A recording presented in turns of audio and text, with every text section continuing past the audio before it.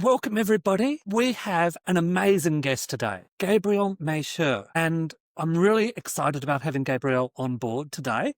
And we both have an agreement in advance that we're going to cut each other off because we have so much value to give here. So let me give you a bit of an idea.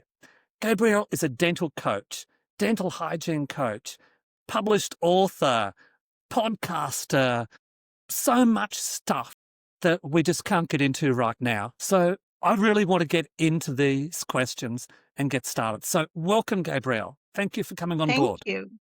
Thank you, Craig. Thanks for inviting me. I'm super excited about this whole event. Thank you very much. Well, we have a few hidden gems that I'm going to set Gabriel up on. Here we go. The first thing, I looked at your LinkedIn, and what a great profile it is, I've got to say. And the thing that stands out in your headline is boost your practice growth and revenue by 50% in 90 days through your hygiene department.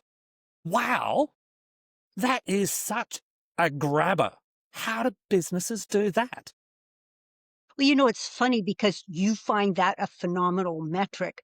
But in the hygiene world, and anybody who's similar to me is in terms of hygiene coaching, we know that's so doable. And one of the main reasons it's so doable is because at the end of the day, we're not optimizing basically the patients we have in our chair. For instance, let me give you a stat. They say that 14% of practice provide the standard of care to treat periodontal disease. And with those 14%, which is a very elite group of people, what they've found when they've studied them is that they're producing 50% more than their colleagues. And when they dig and dive in deeper, they realize that they're billing 70% more within their hygiene department. So what are they doing differently? So it's not an unrealistic metric I want to for cover both that. practices. You said when they dig in. Who's the they? You know what, I'm in Canada here, so there was an economic board across Canada that dove into all the metrics of the practices within Canada, and that was what they came up with. And that stuck to me. I'm going to say they did that about, 10 years ago. I have cited that statistic over and over again. And you know what? I'd like to think it's more than 14% of practices that provide the standard of care to treat periodontal disease.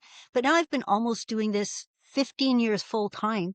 And you know what? That's still a very accurate metric. So I get the opportunity to work with those 86% of practices that want to know what that 14% of practices do. That elite group are not looking for me or hiring me. They have figured out that the hygiene department, if it's optimized, is the engine of their practice. And with the new periodontal classification that's come out, they know that if their team is aligned to it, we no longer just look at what we call the biofilm model in the breakdown of the periodontium, that there's other factors that we need to look at as whole in dentistry that's creating that breakdown. So the $30,000 cases that all doctors are chasing starts in the hygiene department. In fact, it's the hygienists that is selling it inevitably if they truly are the team members that preserve the periodontium. So I work with all of those concepts. The Wow. other thing, and I don't know if you want me to mention this, but really I have been doing clinical hygiene for 30 years or I've been in the industry for 40 plus years now. I hate to admit that because that just makes me sound super, super wise. None of us But the, believe that anyway. but the truth is everything that I do and teach, my metrics come from the literature. And the literature that's out there is from the American Academy of Periodontologists and the European Federation of Periodontology.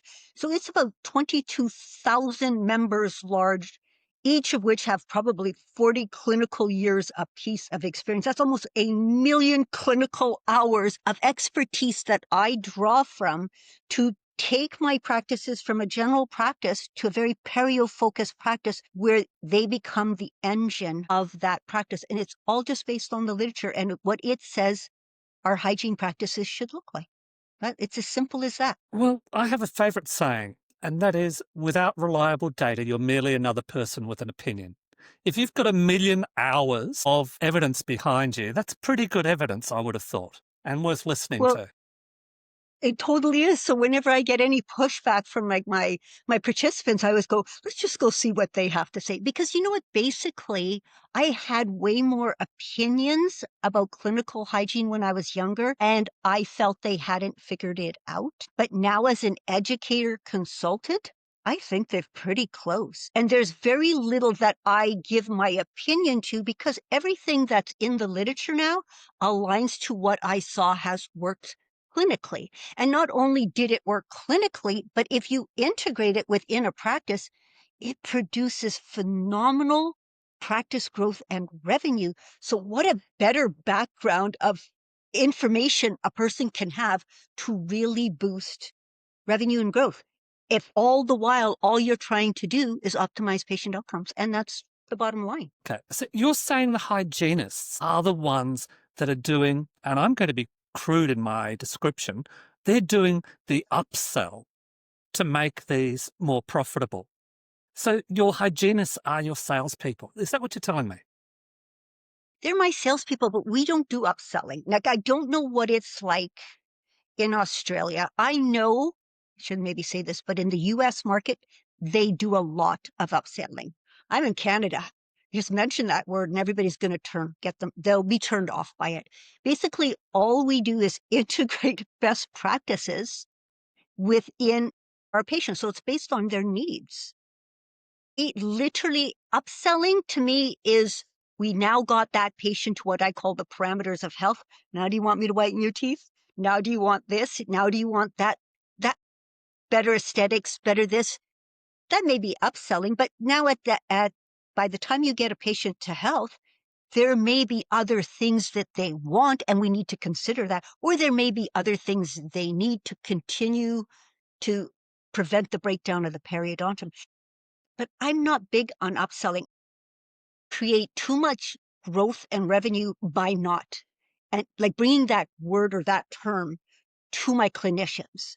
So I don't know in other markets how they feel about it, but if they're a market that upsells, if you add what I do and then upsell, I'm guessing that the revenue and the growth will be even that much more. If you've got a market where hygienists are all about their codes of ethics and practice standards, I'm not turning anybody off by what I teach and what I'm trying to get them to accomplish. In fact, what I'm doing is I am growing practices and providing professional development where they can attract top talent and then retain it because they're just so proud of the fact that they have total autonomy, can work within their practice standards that their college suggests, and they're getting these phenomenal outcomes because somebody's that million hours of clinical expertise I'm bringing to them so that they can achieve those outcomes for their patients, which creates phenomenal value and trust.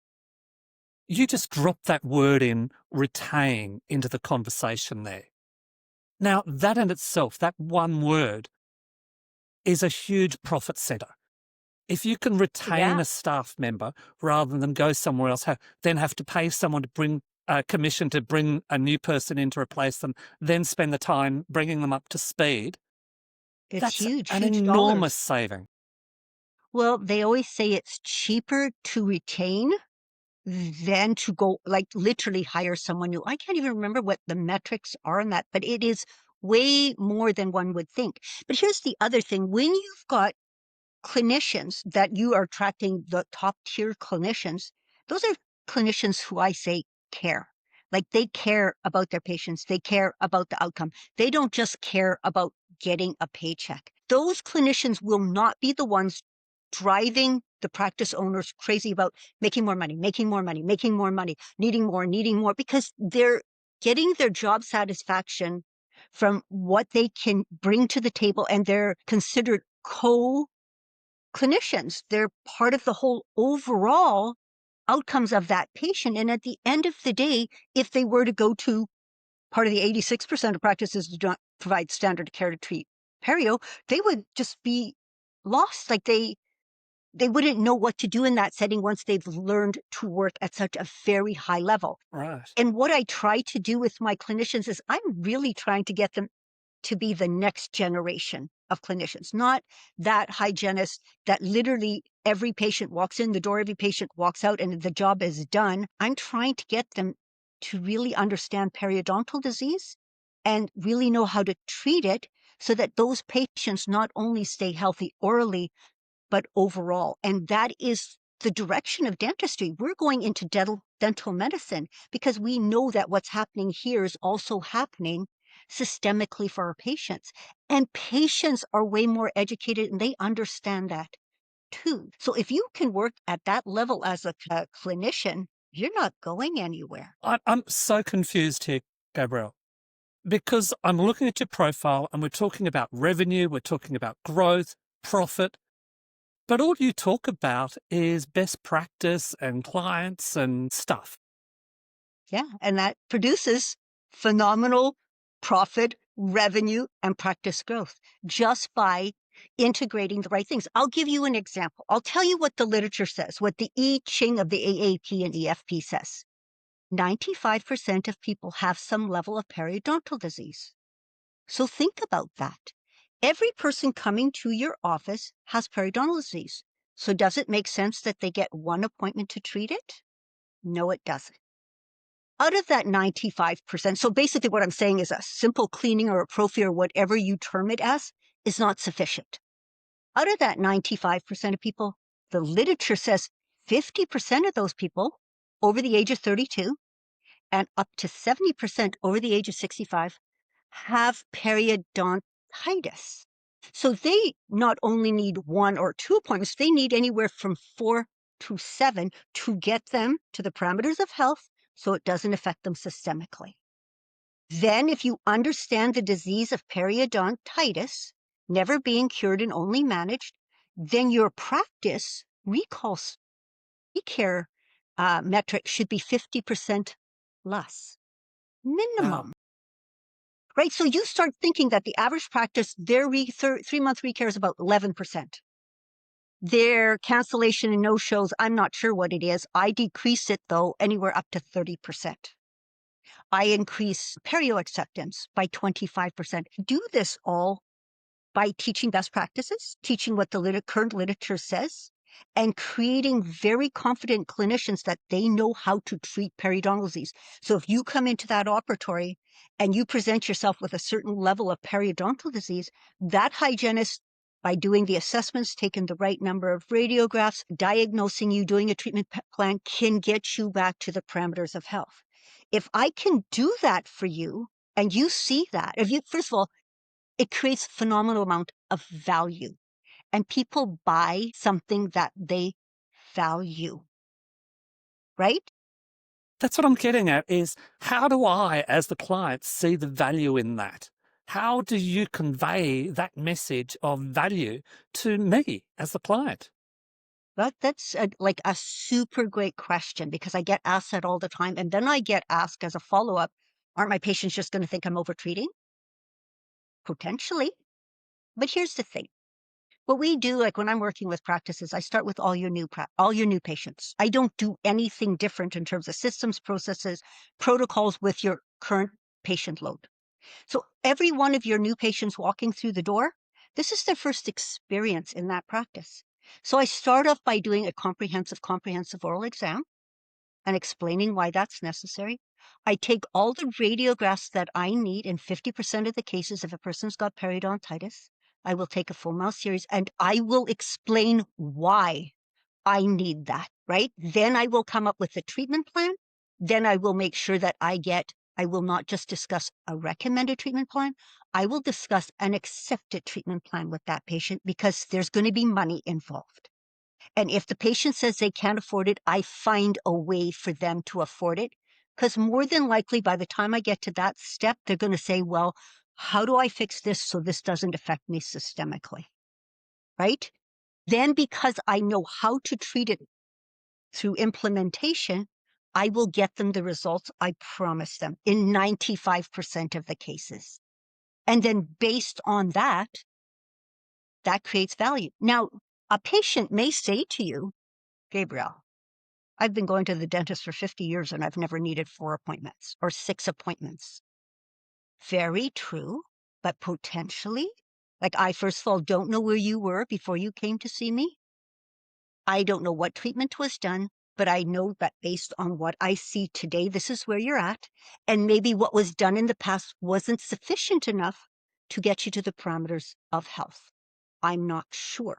But I am sure if you go back to that practice, you can get your teeth cleaned in 1 hour, as you would expect to. But it's not going to get your oral cavity to health and then prevent you from getting any sort of systemic implications because of it. So you know what? It just all comes into the language. It comes from It does. being confident in what you're doing and knowing what you're doing, why you're doing it, and being able to convey that in a conversation to your patient that they can see you are an expert, like our I Ching of AAP and EFP, and that you really know what you're talking about. Most people, if they're told they've got periodontal disease or periodontitis, aren't okay with that. They're not. And I don't know if I have time, you could cut me off. But I have a story of when I finished school. I finished school. I had learned all best practices at that time, which was 1983. I went to work for a periodontist. I thought I was in heaven. I was being mentored by the I Ching of my profession.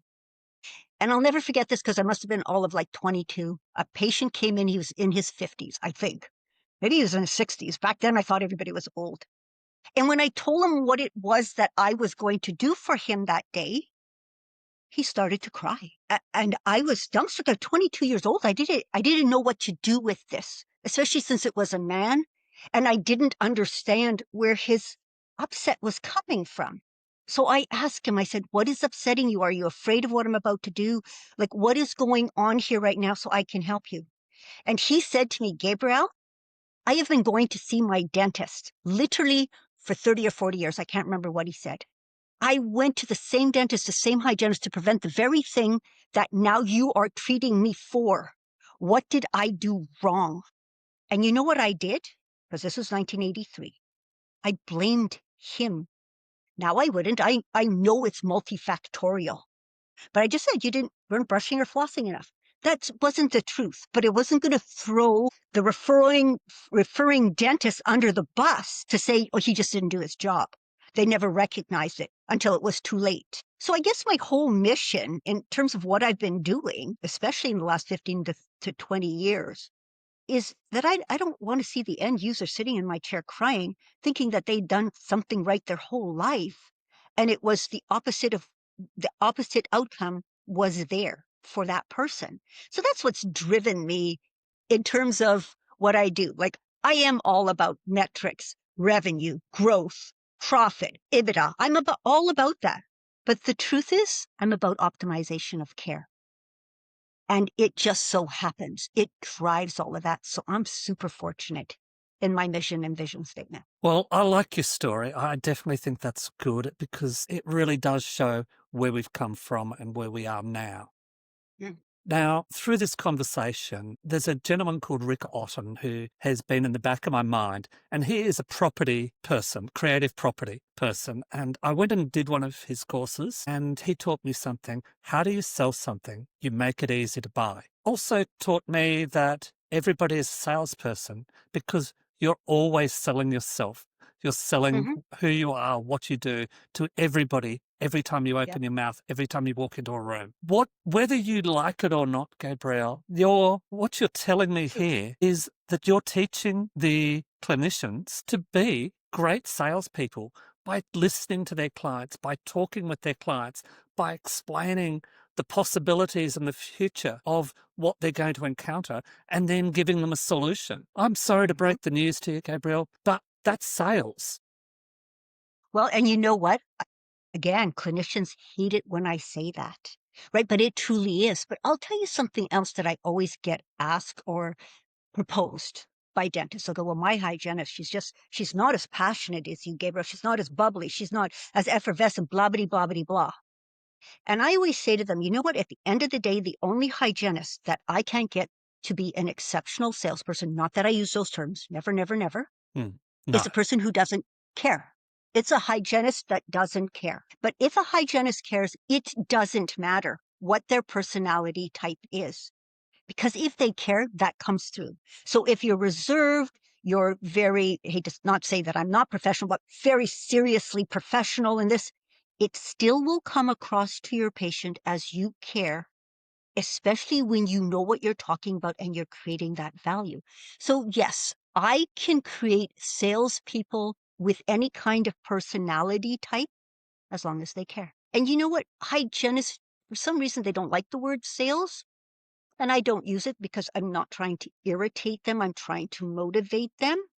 But at the end of the day, you're right. That's what it's all about, sales. But the sale is optimal in oral health. So what we're selling now isn't just here anymore. It is so much bigger, and our jobs have become that much more important.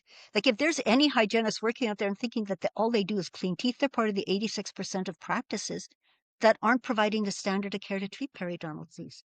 Otherwise, you'd never think that about yourself. That is going to be a tough thing for them to hear, for people to listen to this and to hear. Now, I want to switch things up a bit, Gabrielle. We have spoken about sales, we've spoken about people and clients. Let's mix things up. AI is here. I hate to ring the bell and let people know it's not something that's coming, it is here.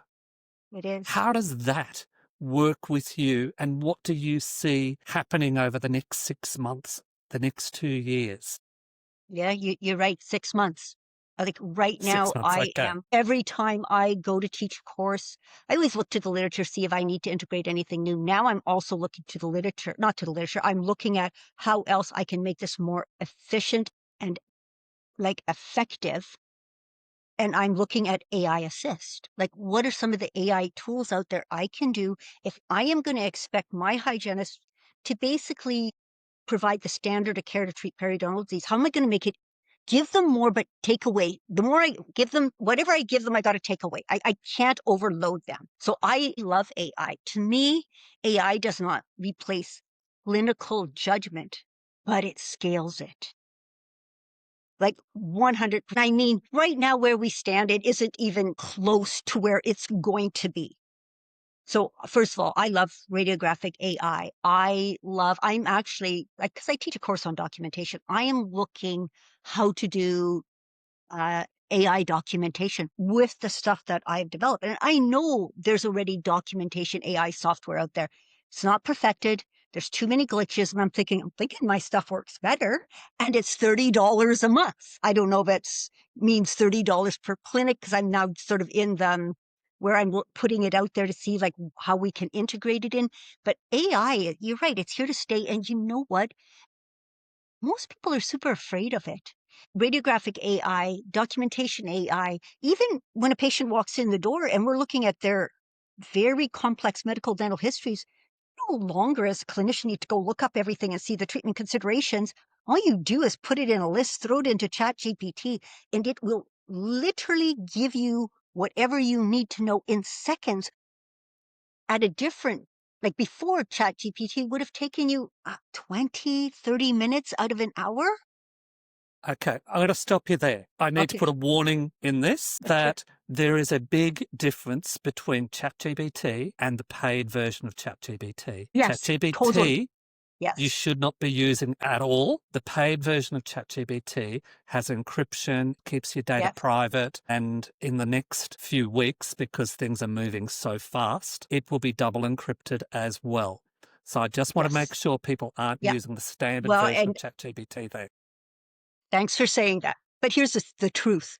The regular free ChatGPT wouldn't get you much, right? Like if you're working on 7 patients a No, day, it doesn't. I don't even know at what point it just says, you're done. You got to wait till next week. Or I don't know how it goes. So it has to be a minimum of ChatGPT plus, or then the next level. It has to be. Okay, let me tell you a story about me yesterday. Okay.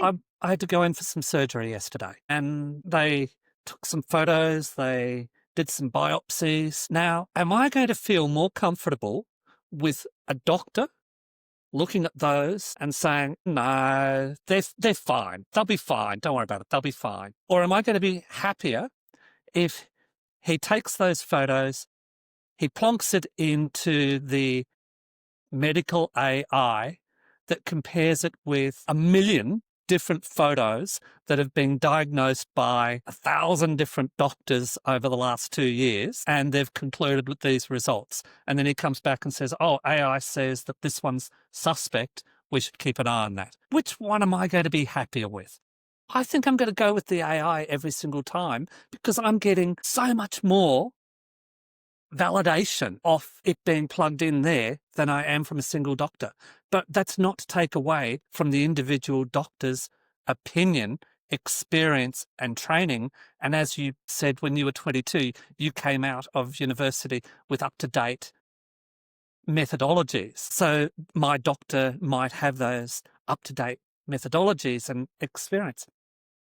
But AI has a really good part in this, I think. Oh, and the thing is, it's also a super great educational tool. Whether you're looking at radiographic AI, it's no longer, are you sure you really see that? It just shows it to you. And then with your clinical judgment, you can say, yes, that's where we're at. But we are, like you said, it's suspect. We're going to walk, like whatever, you can pull it up. It's literally 3 sets of eyes, your patient's, yours, AI's or AI's million eyes. And now you've got that in front of you. Or when I'm pulling up something, I'm at the process where, or at the part of my teaching where, and I know there's software out there that will pull all the information together, but I'm looking at, can I just take a picture of some of the data I got and put it in there, plus my documentation, and does it populate it? Like this is all sort of where I'm at in terms of trial and error and seeing if I can do it without my practice is going out and buying yet another software and another software and another software. It just never seems to end.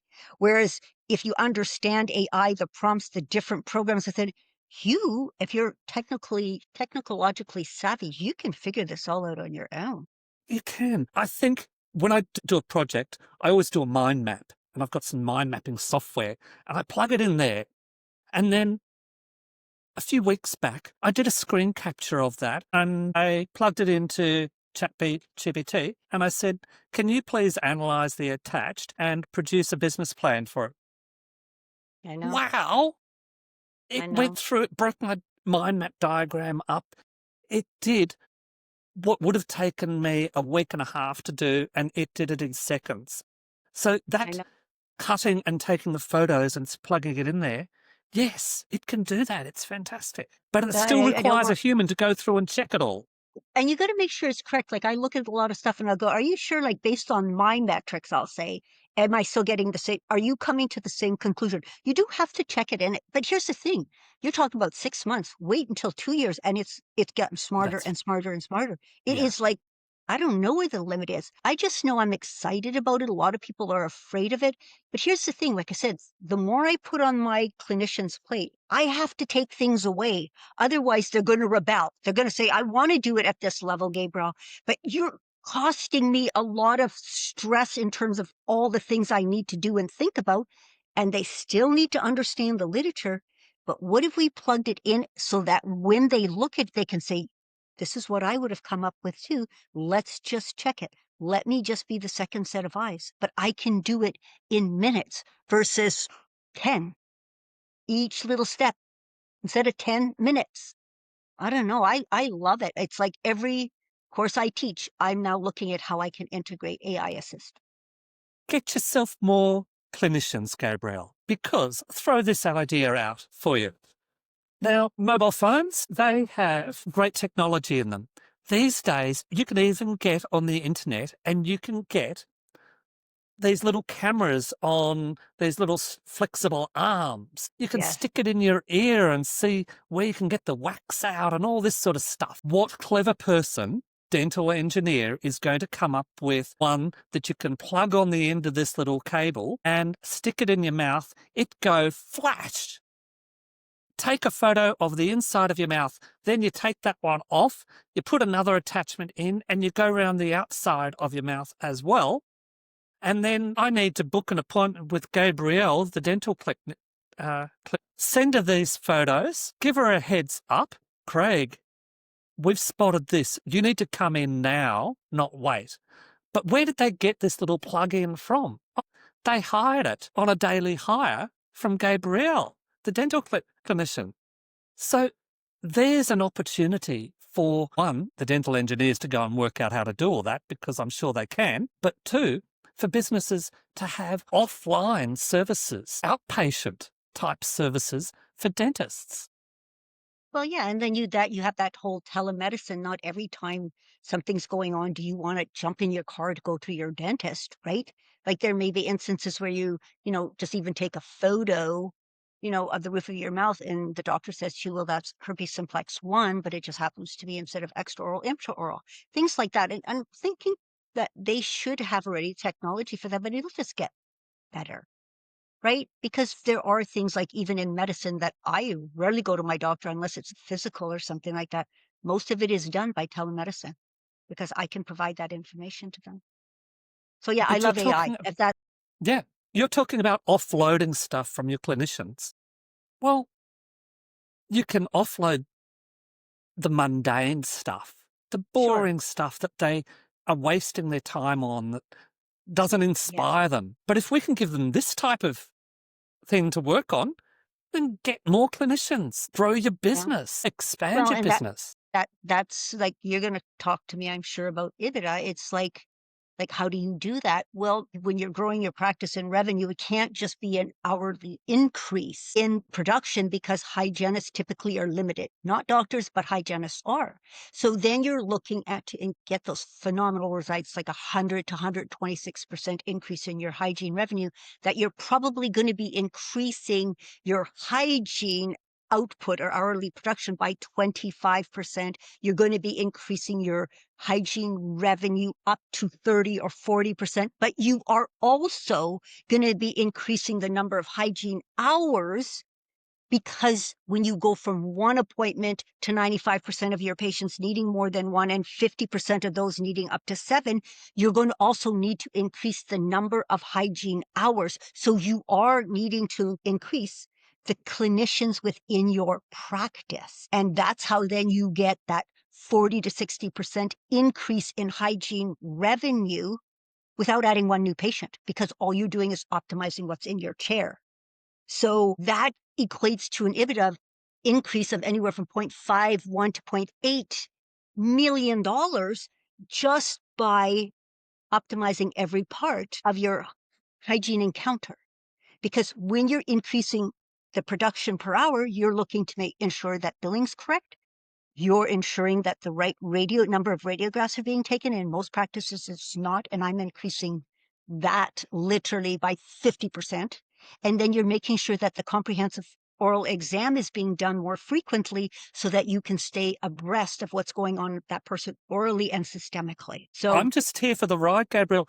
You seem to be conducting this. You bring up the subject of EBITDA. That was on my list. It wasn't on your list. You just run the show.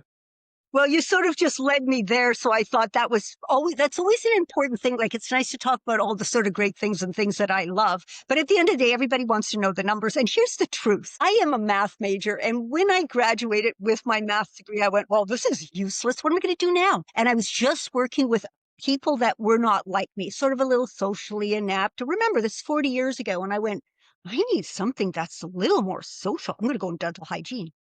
But I never read literature without looking at the numbers and applying it to what I do as a consultant. I never go in to a business and think that this is all about just optimization of care. I know at the back of my mind, even though I don't talk about it, I need to drive revenue and growth, and I need to be driving EBITDA.